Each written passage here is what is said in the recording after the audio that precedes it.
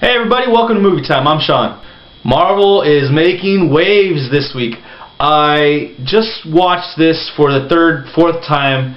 Captain America, the Winter Soldier trailer is now out for you guys' viewing pleasure. I'll put a link down below. Definitely check this one out. It looks amazing. There's a tone to this trailer. I really like it. It starts off a little lighthearted, but then it says like, no, this is going to be even bigger than you think. It's going to be more serious, and it's going to be more crazy, off the charts action, and it's going to be, big in magnitude of what's going on in this trailer or what's in this movie going to be for the Marvel Universe. I am super excited for this. Oh man, I can't say enough positive words about this trailer, about the movie upcoming. It looks awesome. In the last couple of weeks, I've talked a little bit about Ant-Man. Paul Rudd and Joseph Gordon-Levitt being in the top, front runners for the title role of Ant-Man. They still have not decided yet who is being the playing Ant-Man, but they said expect to hear some news of who's going to be casted as Ant-Man before the year is out. So keep your ears to the ground and pay attention to this, because it's going to be a big casting, because I'm pretty sure this is going to be a big character in the Marvel Universe starting in Phase 3. And Ben Kingsley, you guys saw him in Iron Man 3 playing the Mandarin. He actually came out and made a statement saying that he's actually working on a secret Marvel project. He did not state what this project was exactly, but I am happy because he's a great actor, and whatever he's going to be doing with Marvel, it has to do with Mandarin possibly. I'm pretty excited about that, and I want to know more, because just hearing maybe there's a little short film coming out, maybe there's going to be a bigger role of the Mandarin in other future films. And now it's time for your 50 Shades of Grey news, guys. Jamie Dornan of Once Upon a Time fame has been signed to play Christian Grey. So there it is, guys. What do you think? Jamie Dornan, I've never seen him in Once Upon a Time, but I hear he's pretty good. In other casting news, not regarding 50 Shades of Grey, because that segment's over. Elton John's biopic, Rocket Man. The lead role of Elton John has been cast finally. It's going to be none other than Bane himself, Tom Hardy. I really like Tom Hardy as an actor. He did the first movie the week I ever did, Warrior, was with Tom Hardy in it, and I want to say he's just an amazing actor. He's one of the up-and-comers in Great Britain and England, and he just has this nice prowess around the screen. I would like to see him in this role because it would be something different than what I've normally seen him in, but I'm definitely interested in this, and I definitely would want to see this movie. And as we know, they are doing Avatar sequels. Not only are they going to do Avatar 2, but they might do Avatar 3 and 4. They stated this last week, the production company, Cameron, all those people, there was a statement this week that was released that says that Stephen Lang, you guys know him as the evil bad guy in the first Avatar, he's going to be returning somehow to Avatar sequels. This is very interesting, and their reasoning for this was that, hey, it's a sci-fi. This is a sci-fi movie, sci-fi world. Anything can happen. I tend to agree with them, guys. I wouldn't mind seeing him. He definitely played a vicious and very, very grabbing kind of character. The way he acts, it makes you want to hate him in the movie. So that just shows you that he was doing a great job. He was doing his job as playing that character to a T. So really cool, really interested. It's just kind of like, I wonder what they're going to do in these next Avatar movies. In theaters this week, we got two movies. You got The Counselor and you got Jackass Presents Bad Grandpa. So The Counselor, it's got a ton of people in this movie. You got Cameron Diaz, you got Penelope Cruz, you got Michael Fassbender, and the list goes on and on. But I'll be honest with you guys, I've watched this trailer a few times, so more than a few times, and I do not understand what this movie's about. It looks entertaining because of the characters and the actors that are playing the characters. There's a lot of name actors, a lot of good actors in this movie, but I still don't know what this movie's about. I cannot tell anything from the trailer. Sometimes that's a good thing, and sometimes it's a bad thing. In this case, for me, it's a bad thing. So let me know what you guys think if you guys go check that out this week, and I would love to know more. The other movie that is in theaters this week is Jackass Presents Bad Grandpa. I want to see this movie with every fiber of my being. I cannot wait till I have a free evening to go check out this movie, because it just looks so hilarious, and I want to just, I don't know, this premise of this movie, I really like it. I've always thought that it was really funny when he did it in the other Jackass movies, so I'm definitely looking forward to this one. For the second to last movie of the week in the month of horror, I chose Friday the 13th. Not only part 1, but part 2 as well. I did this for a couple reasons. I learned from multiple sources that in the first movie, spoiler alert guys, it's not Jason Voorhees in the first movie. It is his mother, and it doesn't, he doesn't show up.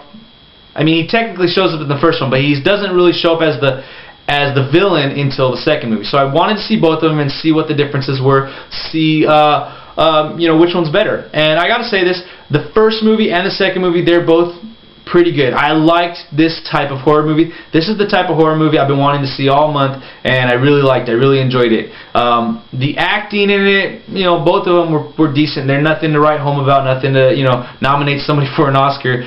When I was watching the first one, I saw in the first 5 minutes, I saw Kevin Bacon. I was like, what the heck? I didn't realize he was in the movie. The movie went along really well. People died when they should have died, but people were ignorant about the people dying. They were just, they must be wandering around in the woods.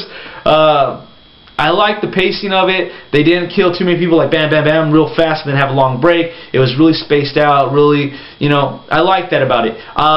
There was a few parts I was a little questionable about. I thought the part when the mother showed up in the truck, the Jeep at the end, I thought that was a little weird because literally like 4 seconds before that, she threw the girl through the window. So I was kind of like, huh? And then the other part of that is like, if she's able to pick up a girl and launch her through a window, I mean, how is she able to fight this one little girl and like get her butt kicked at the end? And then so that kind of like throws me off a little bit. Then there are all the tropes that I've been continually talking about this whole month. All these different things about horror movies that I kind of get, that kind of irk me. The reason why I'd never been a big fan of them. In this one, not only did she throw a female body through the window, she then proceeded to get her butt kicked throughout the movie. If I was in that woman's position, Alice I think was her name, and I was fighting this woman to, for my life, I have a gun, and maybe it's not loaded, but it's a shotgun, has a real heavy butt. I knock that girl down. I'm running over there and I'm bashing her skull in. I don't know. She knocks her out and then touches her. Okay, she's knocked out. I'm going to run away and kind of stay in the area for her to come and get me. I understand movie making, that it's all like they're building up the tension and everything, but like sometimes I wish horror movies would look at things in a real life perspective. But I guess if they did that, it wouldn't be horror, it'd probably be thriller instead. It'd be a thriller genre. But I really liked the first movie. Really liked it. I was really entertained by it. I loved the kills. I really liked the Kevin Bacon kill. That was really interesting how it happened. I liked that one. In number 2, I really thought this one actually started off a little bit better. I thought the acting was better in number 2 than number 1. I felt like these held on, number 1 and number 2. I felt they held on to what they were longer, and they still stood the test of time compared to a lot of other movies like Carrie or Halloween. I feel that these 2 movies were able to stand that test of time. Number 2, it was really cool. I liked it. Kind of the same thing as number 1. There was pacing between the kills. The acting was better than number 1, so I liked that. It was a little improved. Both of them had a little gratuitous nipple here and there. And there weren't too many things that brought me out of this movie as there were in number 1. I think the fact that it was actually Jason, a big, hulk of a man, killing people made it more believable for me than this puny, elderly woman in the first one. So the fact that it was Jason, chopping people up, stabbing them, things of that nature, I think this kept me, into the movie, and it kept it believable. The one thing that I was wondering about, though, in this movie, and spoiler alert again, if you guys haven't seen these movies, why does Jason not have his mask? Do I have to keep going in the series? How many do I have to watch before I get to see Jason in his mask? In this one, all he was wearing was a bag over his head with one eye hole. So I understand why he was doing that, because to cover up his face's deformities. The only thing is, though, I was really wanting to see him in the hockey mask, and it didn't happen. So I'm wondering, do I got to go through the whole series? When does that hockey mask, when does that whole story of that scary mask, when does that start? Because that's what I should have probably watched up to. And if I would recommend for you guys viewers to watch up until that up until then at least, to see when that happens, when that transformation happens from bag over his head to the hockey mask. Watch up until there. I'm going to hopefully pick up the rest of the movies and see them and see where it goes from here. I know that it gets way out of this world at the later Friday the 13th. Jason in Jason X, I think it was, where he's in space. Freddy vs. Jason, all these kind of movies. But as of right now, though, I would recommend you guys picking up both these movies, but keep on watching them until you find out, you know, the things you want to find out. Because number 2, it doesn't end on a very clear note. It leaves some things up in the air, and I definitely wish I had more time to check out number 3 and possibly number 4, 5, and 6, and 10, and all of the Jason movies. So I had a good time watching these. I got 1 week left to go, and I'm trying to figure out what this last one is. So if you guys want to give me any suggestions, you leave your suggestions down in the comments below. So that's it for movie time this week, guys. Remember to click the like, share, subscribe buttons down below. Leave your comments, questions, inquiries in the comment section, and let's have a great conversation this week, you guys. We'll see you next time.